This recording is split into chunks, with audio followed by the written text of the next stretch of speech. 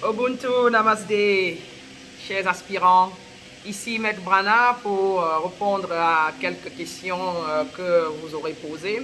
Alors, un de nos aspirants nous a posé la question de savoir, je cite, j'ai une question qui est la suivante. Nos ancêtres pourraient-ils développer la spiritualité sans les totems et le fétichisme? J'ai besoin de votre lumière, s'il vous plaît.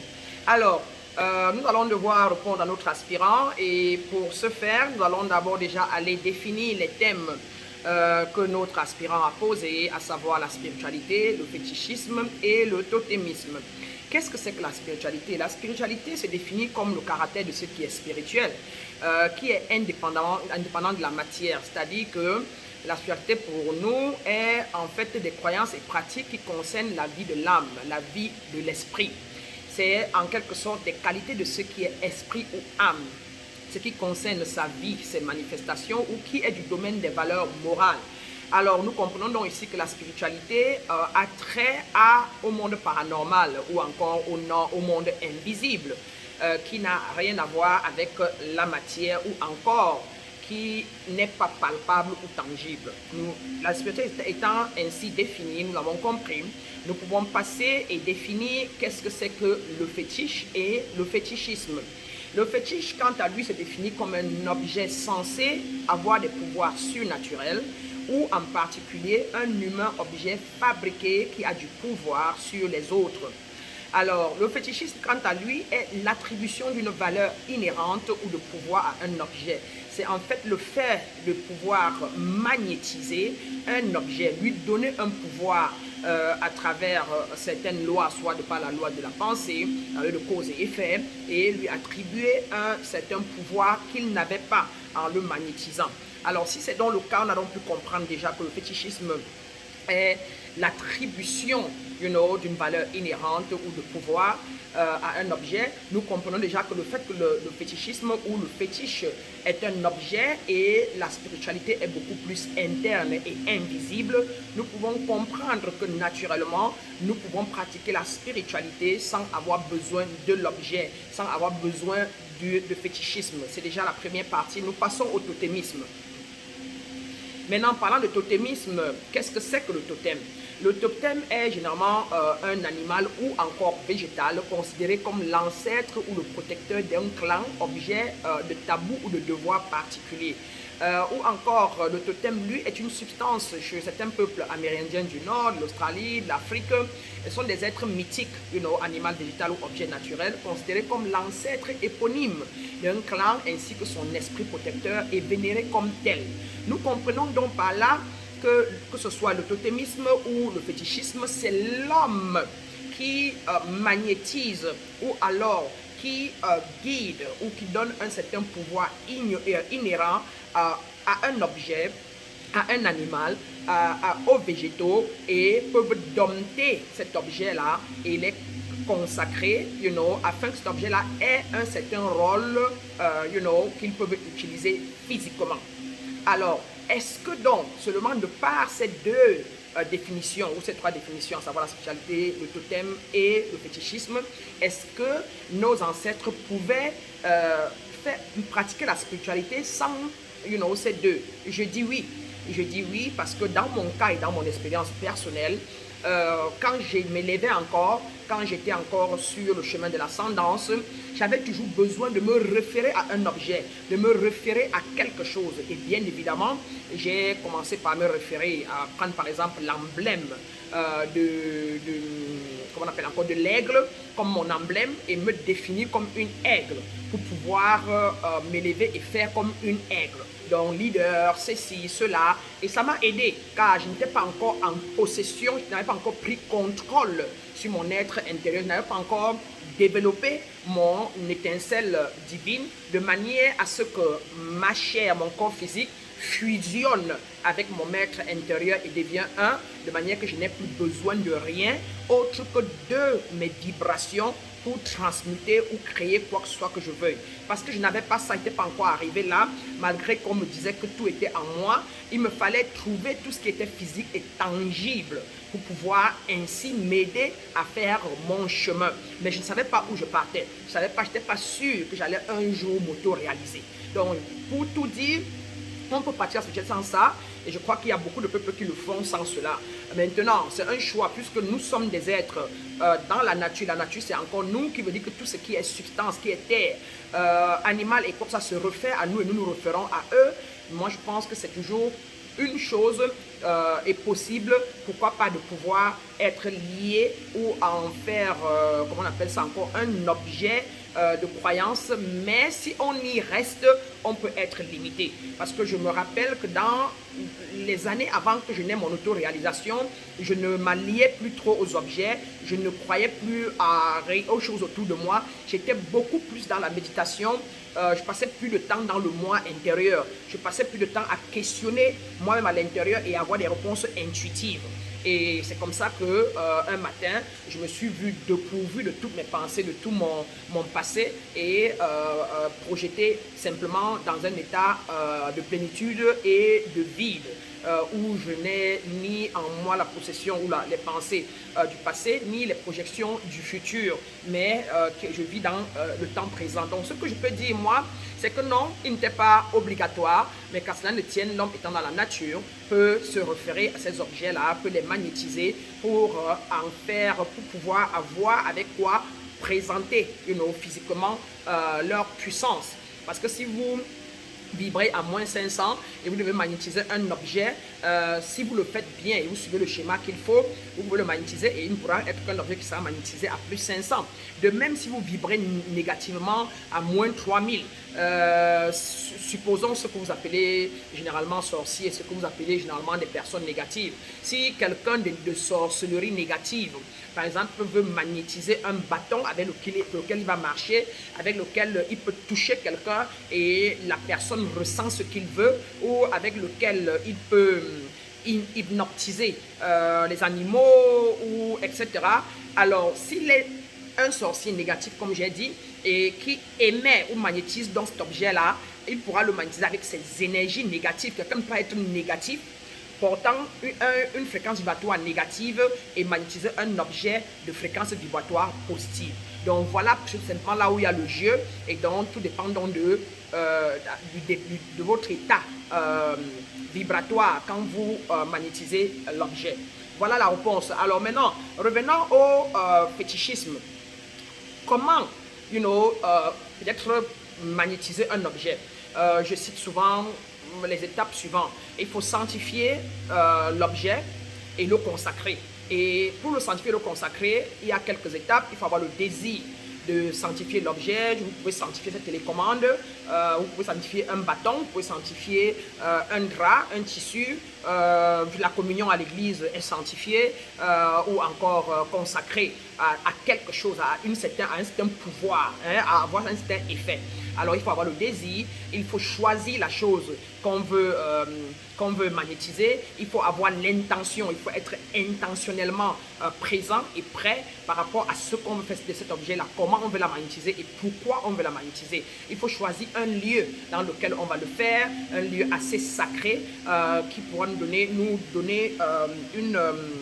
on appelle ça, une atmosphère beaucoup plus paisible et claire, qui pourra nous permettre donc d'émettre ces énergies-là sans qu'il y ait des troubles ou des perturbations. Il faut connaître la loi du mentalisme, qui est la loi par laquelle nous changeons tout, ou encore la loi de l'esprit. Il faut la maîtriser et pouvoir donc l'utiliser pour visualiser l'objet, ou encore pour pouvoir se projeter dans l'objet. Il faut sanctifier l'objet ou la bénir, comme on dit souvent, si on veut l'élever. Si on veut lui donner un pouvoir élevé, on doit la bénir. Et c'est donc pouvoir lui transmettre des magnétismes ou des fréquences élevées. Il faut ou alors invoquer sur l'objet ce qu'on veut qui se retrouve dans l'objet. Moi, je peux invoquer ma grand-mère et la mettre dans une photo. Je peux invoquer ma grand-mère et la mettre dans un bâton. Je peux invoquer les dieux égyptiens et les mettre dans une image que j'ai créée afin que je expose ça dans ma maison. Et je crois à cette image-là que voilà mes ancêtres égyptiens. Et ça aura l'effet tant que je le fais à répétition et crois en cela. Ainsi, ça deviendra ce en quoi j'ai cru, comme l'imagerie de notre grand frère Jésus, comme l'imagerie de la mère Marie, qu'elle ait existé naturellement ou pas, mais le symbole tel qu'il est, il a été magnétisé au fil du temps, tel que quand les catholiques voient l'effigie de la Vierge Marie, c'est un fétiche pour eux. L'imagerie de Jésus sur le mur, que vous portez à la croix, est un fétiche pour vous. On lui a consacré un certain pouvoir. On l'a béni et élevé à un certain taux vibratoire. Et donc, ça devient un fétiche pour celui qui le porte ou celui qui croit en cela. Et vous devez donc visualiser l'objet avec les fréquences ou le taux de lumière que vous voulez transmettre à cet objet-là. Et vous devez, après quoi, ramener l'objet et reconnaître l'objet comme tel, comme ce que vous voulez qu'elle soit. Et vous devez la garder en des lieux soit saintes ou des lieux obscurs selon votre choix ou selon ce que vous voulez faire de l'objet. Et vous devez continuer à répétition de porter des pensées que vous voulez, ce dont vous avez choisi depuis le départ, à l'objet et émettre des paroles qui sont des accélérateurs de magnétisme, la parole, continuer d'émettre des paroles donc, à cet objet-là et généralement utiliser cet objet-là pour donc faire ce pourquoi vous l'avez magnétisé, afin qu'elle continue de conserver ce pouvoir que vous lui avez donné. Donc voilà un peu en quelque sorte les étapes pour magnétiser un objet. Or, en général, nos vêtements sont magnétisés. Nos slips sont magnétisés. Voilà pourquoi les êtres humains disent souvent que si on prend votre slip, votre robe, alors on peut l'amener et parce que vos énergies y sont, on peut faire d'elle ou on peut vous avoir à travers cela. Nous sommes des êtres énergétiques et vibratoires. Donc nous devons savoir que consciemment ou inconsciemment, nous magnétisons des choses et nous avons des fétiches chez nous qui parfois intentionnellement nous ne le savons même pas, mais nous le portons. Moi j'ai un de mes draps, une de mes couvertures avec lesquelles je voyage qui est tellement doux. Je voyage avec, je les porte toujours dans ma chambre, j'ai tout ça dans mon lit. Après l'édition de la fois dernière, je me suis rendu compte que ce drap-là est devenu pour moi comme un fétiche parce que je l'aime tellement. C'est doux, ça, un peu des fluides, donc j'aime bien me balancer sur le cou quand je voyage, je fais des longs voyages. Je ne les laisse jamais chez moi. Quand je vais dormir à une retraite spirituelle, je vais avec ça. Je prends et je crois à ça et j'adore ce drap. Et donc, je crois bien que pour moi, ce drap est un fétiche aujourd'hui. Alors, donc, c'est pas mauvais d'avoir un fétiche, c'est pas mauvais d'avoir un totem, mais le drame seulement, c'est que ça peut réduire votre élévation si vous vous y accrochez et ne vous rapportez pas à l'intérieur de vous pour réveiller votre maître spirituel qui n'est plus dépendant, qui ne sera plus dépendant de tout ce qui est extérieur ou tout ce qui est physique, car l'être en vous est supérieur au physique que vous portez en quelque sorte, comme pour dire qu'il n'y a plus d'effet de l'intérieur à l'extérieur qui est de fait de l'extérieur à l'intérieur. Donc voilà un peu déjà pour le fétichisme. Maintenant parlant du totem lui-même. Quel est le rôle d'abord du totem? C'est un objet de rituel présent dans différentes sociétés traditionnelles dans le monde. Il peut servir comme emblème d'un groupe de personnes, comme une famille, un clan ou une tribu. Bon, ça c'est le rôle, j'ai noté ça comme ça. Comment communiquer avec son animal totem par exemple? Il y a deux façons de pouvoir communiquer avec son animal totem. Le plus facile généralement, c'est de pouvoir par exemple poser des questions à l'esprit. Montre-moi des signes qui me permettent de connaître mon totem, qui est juste quoi? Ton équivalent animal ou encore la façon dont tu es conçu, les choses que tu fais, la façon dont tu te comportes. Qu'est-ce qui dans l'univers, qu'est-ce qui parmi les animaux agit comme toi? Car comme je l'ai toujours dit et clair et net, nous sommes un tout. L'univers, la nature, les animaux, les végétaux, tout ce qui a été créé indépendant de l'homme, nous formons un tout. Et cela dit, nous pouvons nous référer aux animaux. D'ailleurs, comme je l'ai souvent dit, c'est en observant l'animal qu'on a créé la voiture, c'est en observant le serpent qu'on a créé le train, c'est en observant l'oiseau qu'on a créé le train, et ainsi de suite. Donc, on peut se permettre de se référer à un animal de par son caractère qu'on est déjà, ou encore on peut prendre l'état d'un animal qu'on n'a pas encore et essayer de se définir pour pouvoir partir de là et être comme cet animal-là. Mais ça ne veut rien dire. Moi, je dis toujours que la force qui est en nous est plus forte que ce que ces animaux-là ont. Mais si on a besoin de références, ce qui n'est pas mauvais, ou d'observation, on peut le faire. Mais l'homme qui veut s'élever le fait pour un temps et continue à penser à développer son maître intérieur afin de ne plus dépendre de tout ce qui est extérieur à soi, car il a dominion au-dessus de toute chose qui est autour de lui. Et donc développer son maître intérieur nous permet à nous de pouvoir transmuter, transformer, créer tout ce que nous voulons. La preuve, c'est que c'est les hommes qui créent les maisons, qui créent les avions, qui créent ci, qui créent ça. Et on peut créer autant de choses. On est généralement toujours en train de transformer l'énergie, de l'amener de l'étape A à l'étape B, consciemment ou inconsciemment. Il est donc mieux d'aller étudier son côté paranormal ou encore son côté invisible. Il est encore mieux de devenir un métaphysicien que d'être inconscient de ce que notre être est vraiment. Donc voilà un peu. Et d'autres méthodes pour pouvoir peut-être parler à son totem ou attirer son totem. Vous pouvez faire le voyage chamanique, vous pouvez faire la méditation ou l'hypnose guidée, vous pouvez faire parfois par des rêves, en dormant dans votre subconscient, vous visualisez et plantez votre question, et par le rêve, vous pouvez recevoir des visions, vous pouvez avoir des dessins intuitifs, vous pouvez poser des questions à l'univers et rester calme, donc en alignement dans son être physique, mental et émotionnel. Quand les quatre sont liés et stables et en alignement, quand l'univers vous répond, quand l'esprit vous répond directement, elle peut se transmettre donc intuitivement à vos sens et vous pouvez donc pouvoir l'interpréter.